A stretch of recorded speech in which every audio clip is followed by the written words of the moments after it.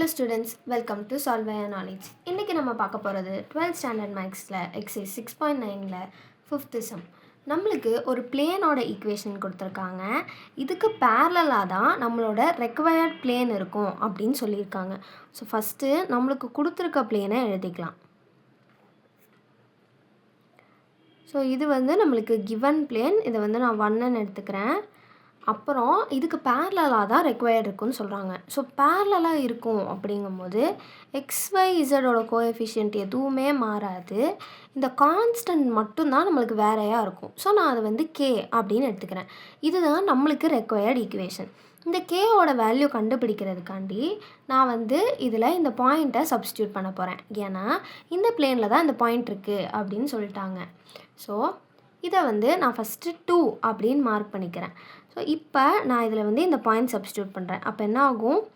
2 × 3 - 3 × 4 + 5 × -1 + k = 0. இப்போ 2 3s are 6 - 3 4s are 12 -5 + k = 0. So நம்மளுக்கு இது ஆட் பண்ணால் -11 வரும். So -11 + k = 0. -11 இங்கிட்டு கொண்டு வந்தால் கேவோட வேல்யூ என்ன? 11. ஸோ நான் இதை செகண்ட் ஈக்குவேஷனில் சப்ஸ்டியூட் பண்ணுறேன் அப்படின்னா நம்மளுக்கு ஆன்சர் என்ன கிடைக்கும்? 2x - 3y + 5z + 11 = 0. ஸோ இதுதான் நம்மளுக்கு தேவையான ரெக்வயர்ட் பிளேன். ஸோ இது நம்ம 4 அப்படின்னு கூட வச்சுக்கலாம்.